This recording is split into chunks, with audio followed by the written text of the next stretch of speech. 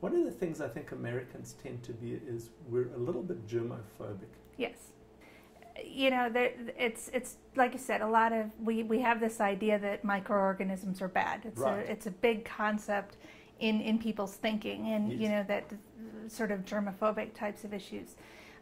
In reality, most of the organisms in the soil are beneficial. Even nematodes? Most of the nematodes that are in the soil are not plant pathogenic. Most of the nematodes that are in the soil are actually very good at helping with especially nitrogen cycling. Yes.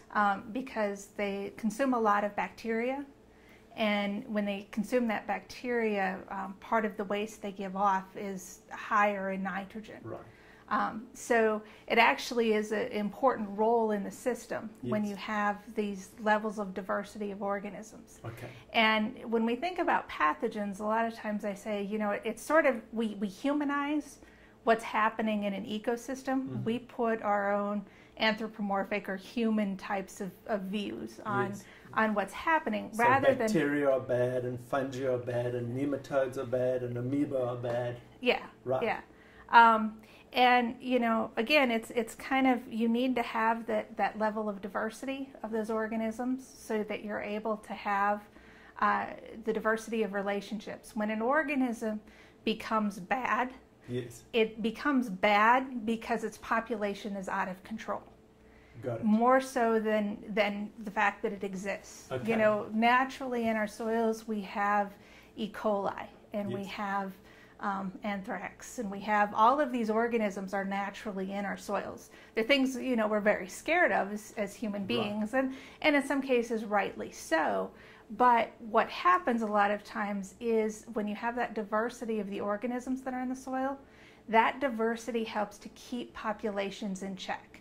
So in the soil, predator and prey relationships are very important. And every organism is either eating another organism or being eaten. You know, there are some exceptions. Obviously, the mycorrhizal fungi don't eat other organisms, right. But they're very important for carbon flow in the system. So it's how the carbon gets in, and if sometimes that's consuming another organism. And there are types of fungi that actually are pathogens. They'll kill nematodes. Yes. And you have fungi that actually will kill microarthropods.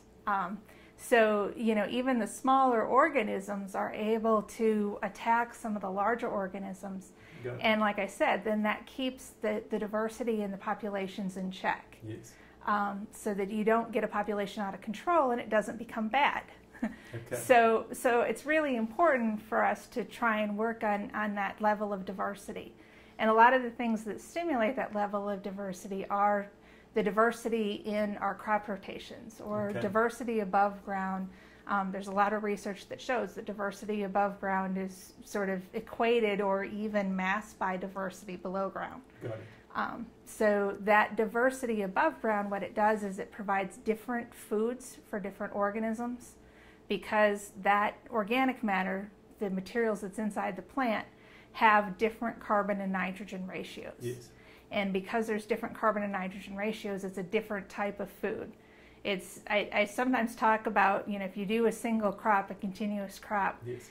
It's kind of like giving the soil the donut diet, because you're feeding it the same thing over and over and over and over again. And so the only organisms that are able to grow and repopulate are the same organisms okay. that are feeding off of that. Yes, yes. Whereas when you have that diversity, there are different organisms that become players in the system. So, and the diversity of those organisms, the other things that they do is they add a lot of resiliency and a lot of redundancy of function. And what that means okay. is it allows for nutrient cycling processes to occur almost continuously, because there's always some organism that's able to decompose this type of organic matter, or produce enzymes to break apart minerals. All of those types of things, you get sort of this layer upon layer of organisms in that diverse system that can do different things. Okay. Okay. So as you get that diversity, then like I said, it sort of gets redundant functions, so that under any type of conditions, there's always an organism or a group of organisms that get to be the main players, and get to allow for the soil to still function. And Mark was talking about that with multi-species covers or multiple species of plants in any one kind of agro-ecosystem. Yeah. It's almost a risk management strategy. So one of these sets of species or behavioral groups is going to win out under certain conditions. Yeah. So that's kind of that's nature's way of looking after herself. Yeah.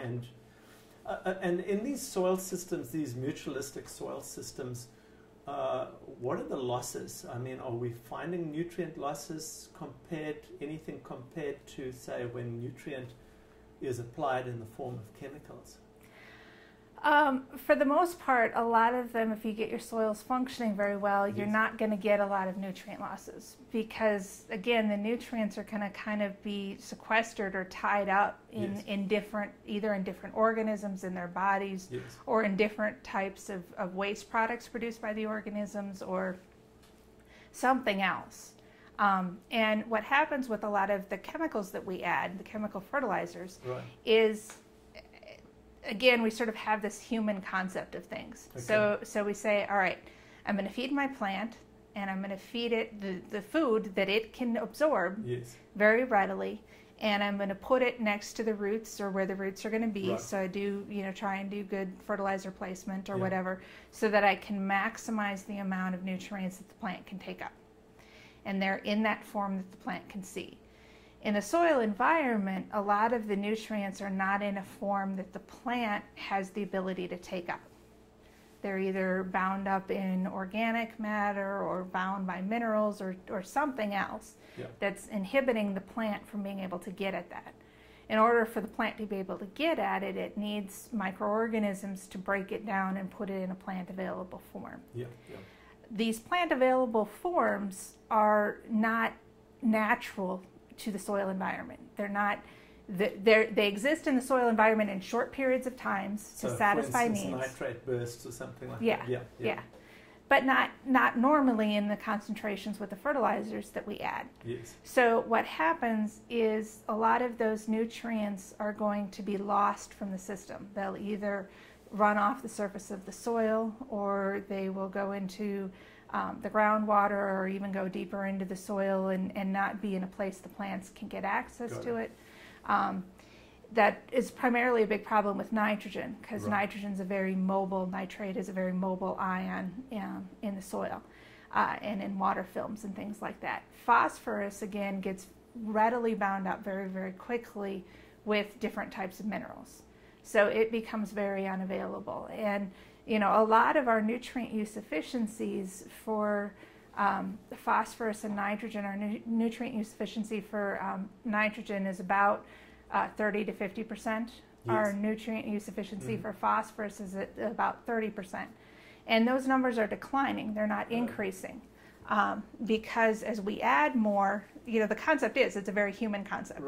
If things go wrong, one of the things I can do is I could always give it more food. That's, somehow that's going to make up for what didn't go right. And that doesn't necessarily work, because that food is only available to the plant in a very short window of time. Otherwise it gets lost.